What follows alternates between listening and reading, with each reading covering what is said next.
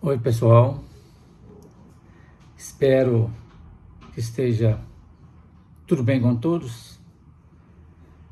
Vamos lá prosseguir nos nossos estudos. O nosso estudo hoje é o 107, a cura do surdo gago, narrado por Marcos, capítulo 7, de 31 a 37, e outras curas. Nós vamos trazer hoje, narrado por Mateus 15, de 29 a 31. É o estudo, como sempre. A gente tem como base de interpretação o livro Sabedoria do Evangelho Pastorino. Marcos registrou assim: de novo, retirou-se das fronteiras de Tiro e de Sidom e foi para o mar da Galileia, por meio do território da Decápole. E trouxeram-lhe um surdo e gago, e pediram-lhe para que pusesse a mão sobre ele. Tirando-o da multidão, Jesus levou-o à parte, pôs seus dedos nos ouvidos dele e, cuspindo, tocou-lhe a língua. Depois, erguendo os olhos ao céu, suspirou e disse: Efatá, isto é, abre-te. E foram abertos seus ouvidos. E logo se lhe rompeu o freio da língua e falava corretamente. Recomendou-lhes Jesus que a ninguém o dissessem, mas quanto mais o recomendava, tanto mais eles o divulgavam. E admiravam-se imensamente, dizendo: fez bem todas as coisas. Faz os surdos ouvirem e os mudos falarem. Interessante também esse estudo, bem interessante. Estudando a lição, então, Marcos anota pormenores interessantes, bastante valiosos para a interpretação, desde o caminho percorrido pela comitiva de Jesus até a cura do enfermo. O simbolismo a gente vê, mais adiante. A lição aqui trata da cura de um surdo e gago. Algumas versões traduzem como mudo, mas os estudos mais detalhados mostram que realmente se trata de um gago, já que a gente viu no Evangelho que está escrito que se lhe rompeu o freio da língua e depois que ele falava corretamente. O pedido que eles fizeram a Jesus foi que lhe impusesse as mãos. É um gesto tradicional que Jesus tanto empregava e que a gente conhece hoje, na doutrina espírita como passe. Mas acontece que Jesus, naquela situação, ele usou uma técnica bem diferente da normal. Ele leva o doente para longe da multidão, muito interessante isso.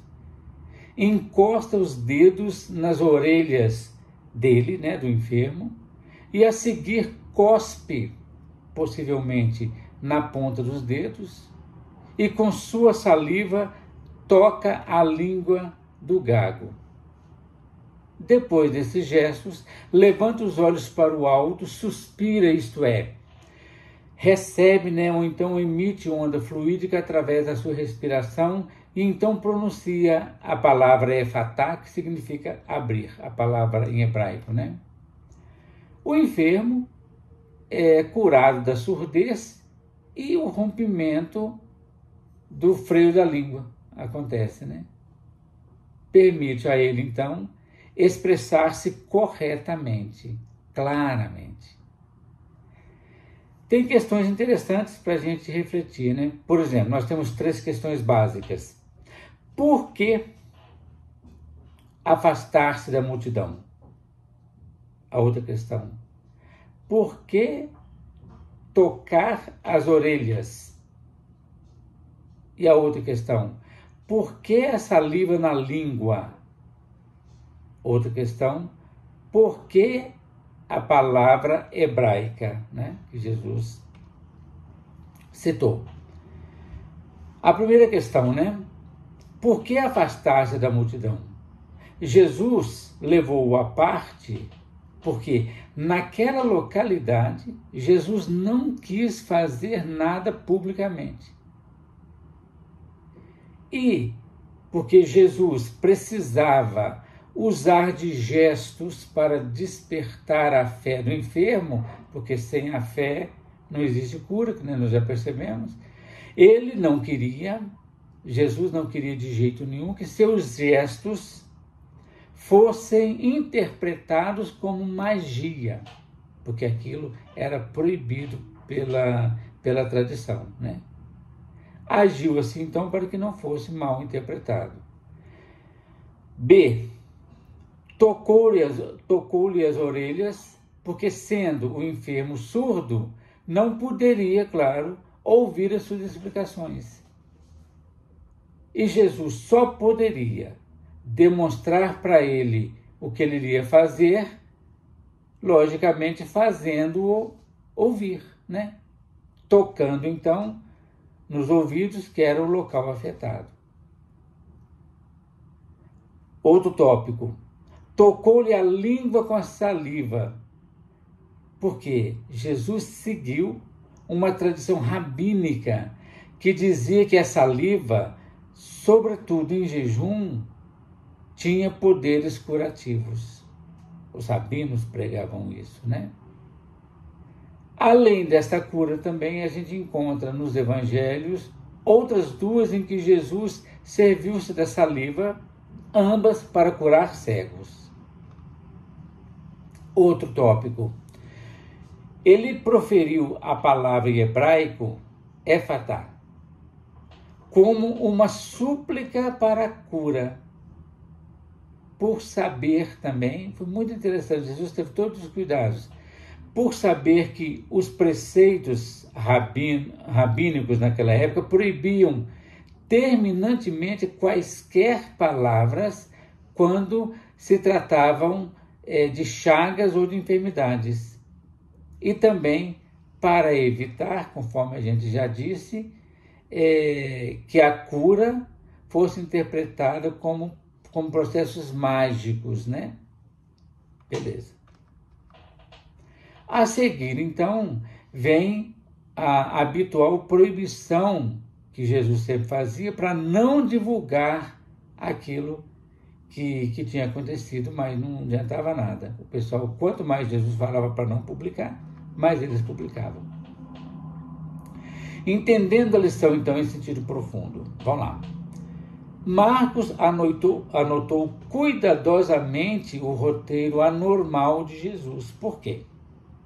Da cidade de Tiro, o caminho mais perto para se chegar ao mar da Galileia seria pela estrada que ligava Tiro a Cafarnaum, praticamente em linha reta, no próprio território galileu. Ele passaria por Giscala, né, Sapede e Corazim. É uma viagem de 60 quilômetros, isto é, uma caminhada de 3 dias. No entanto, Jesus fez uma jornada muito mais longa, dando uma volta de mais de 150 quilômetros. Segundo vários estudiosos, Jesus aproveitou aquela viagem para conversar a sós com seus discípulos. Tinha muito tempo para conversar. E também para evitar transitar pelo território governado por Herodes Antipas, fazendo o percurso, então, pela tetrarquia de Filipe, que não o perseguia.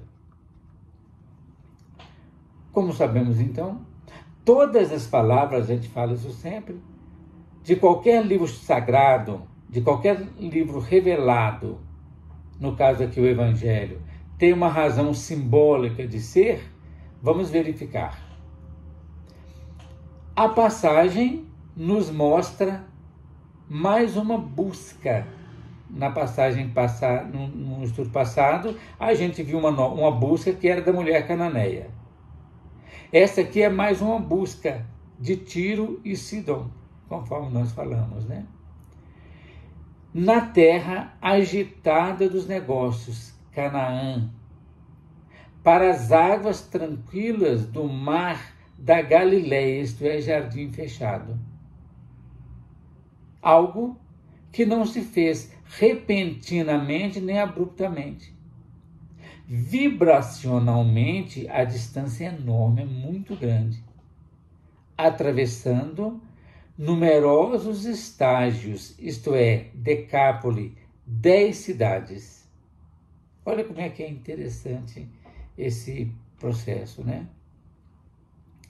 Ao chegar, então, ao destino, é apresentada a ele uma personagem, uma personalidade, que nem eu falava-se no livro Pastorino, uma personagem surda e gaga.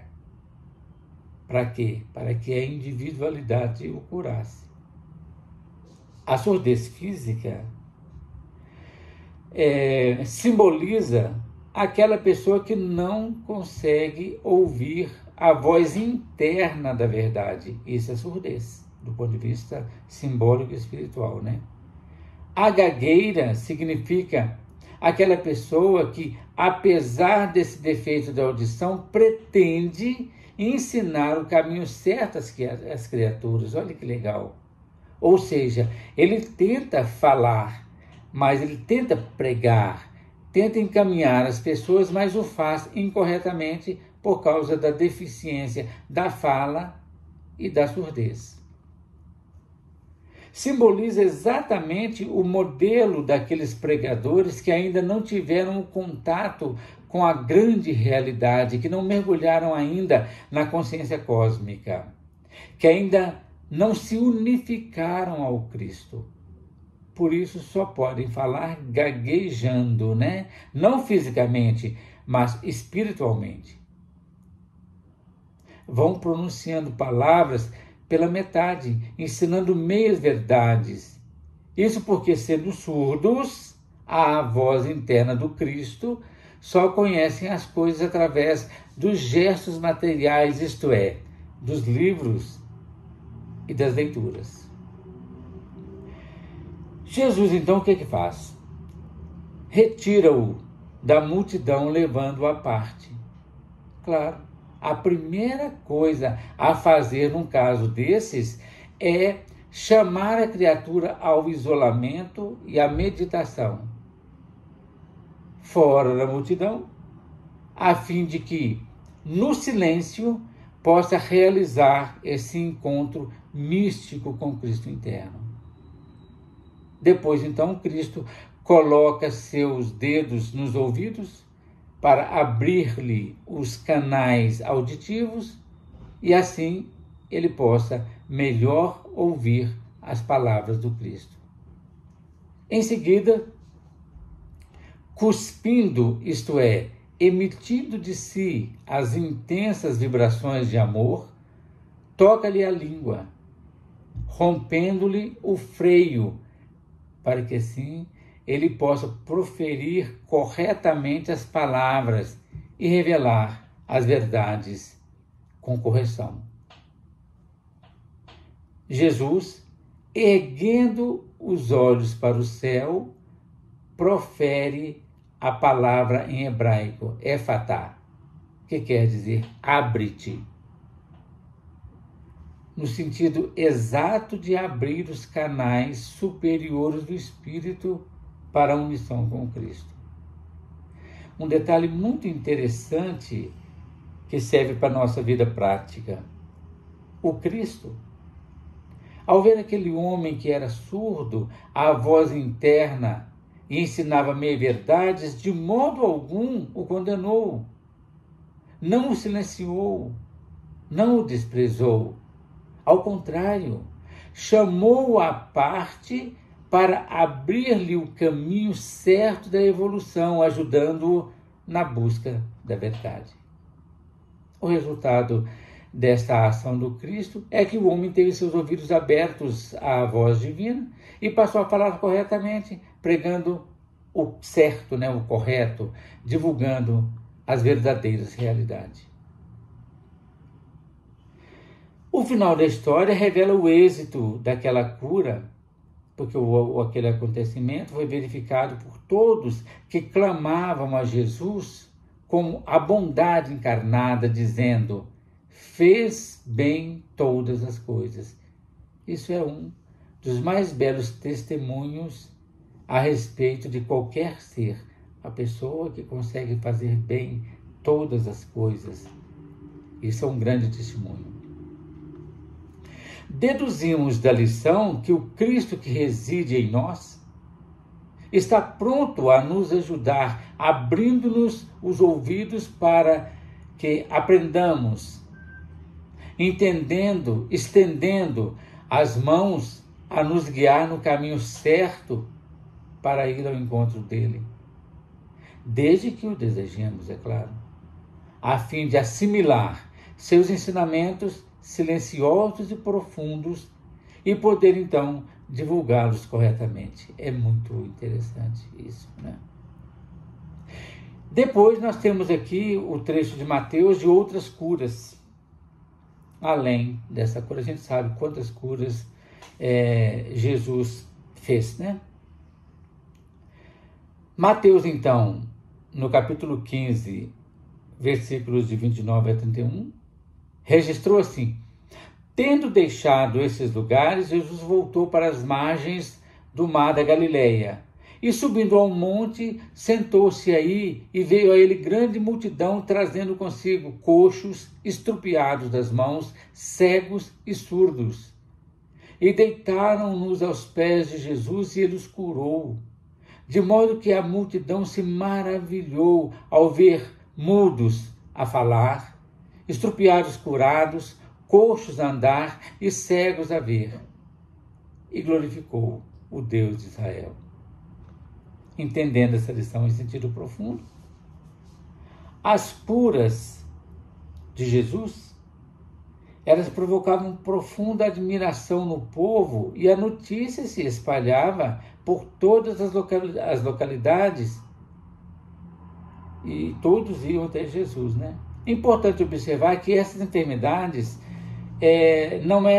não tinham reincidência, como seriam, por exemplo, febre, resfriados, etc., né? Mas significava curas de doenças crônicas e que, uma vez curadas, não voltavam. Isso quer dizer para nós, sempre que a individualidade chega ao mar da Galileia, isto é, às águas tranquilas do jardim fechado, tem a ocasião de subir ao monte, isto é, elevar suas vibrações e de lá, do alto, né, desse ambiente harmônico, ir curando as mazelas e as enfermidades. Lá do alto, se identificam os coxos, isto é, aqueles com dificuldade de caminhar, não conseguindo acompanhar as aspirações do espírito. Identifique também os estrupiados das mãos, isto é, aqueles desajeitados que fazem o que não devem e omitem o que deveriam fazer. Vislumbra também os cegos, aqueles que ainda não veem a realidade espiritual, né? E os mudos, que não respondem aos apelos da voz profunda da consciência, por não sequer ouvi-la, né? Não tem condição nenhuma de ouvir. Então, vem a individualidade curando todas as nossas fraquezas e enfermidades, preparando-nos para a evolução do espírito na jornada evolutiva do mundo real e verdadeiro. É isso, gente, que preparei para o estudo dessa segunda-feira. Na próxima semana, a gente continua. Muita paz a todos.